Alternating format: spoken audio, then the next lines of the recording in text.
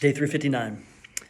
This isn't out of the Bible or particularly a faith-based story, but I came across a story today, and I'm just going to share it. It's about sacrifice and humble work, kind of keeping the nose to the grindstone, hard work.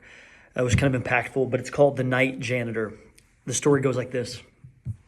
There was a father named Ray who took a night shift cleaning offices, who took a job doing night shift cleaning offices.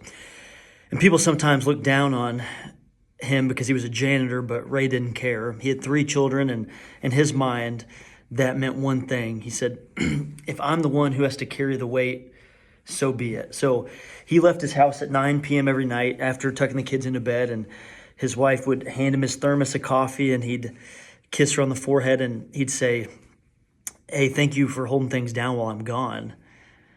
So when the world slept, Ray went to work, and he would vacuum floors and empty trash and would wipe out desks. And a lot of people would never know his name, people who would walk into those clean offices the next day without even thinking of who made it that way. And some nights, Ray was bone tired because his body was breaking down. He was aching pretty bad, and it was just difficult work. He had another job on top of it in the daytime. But Ray didn't care. He kept moving, and he would just step by step sweep, rinse, repeat.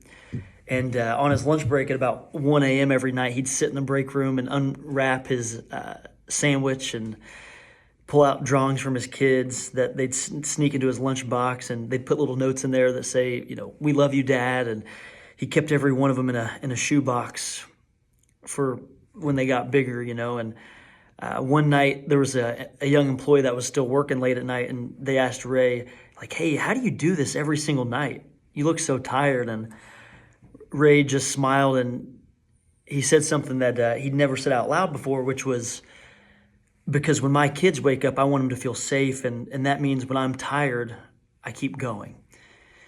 And the young kid that was working late in that office never forgot that. And years passed, and Ray's kids grew up, and one became a teacher, and one a nurse, and one a carpenter. And at each graduation, Ray sat in the crowd, and he had tears in his eyes, and he'd wear his best shirt, and he knew that he traded his sleep and his comfort and his own ease for moments like this for his kids to be able to grow up and be successful. And on his last day before retirement, his kids gave him a framed picture. And in that framed picture, it said, we slept because you stayed awake. Because Ray stayed awake, the kids were able to sleep peacefully and had a good life set up for them. And that's what providing is. It's, for some people, especially, they don't have it easy. It's that quiet dignity to just keep going and do what needs to be done, no matter whatever obstacle they face or how they feel.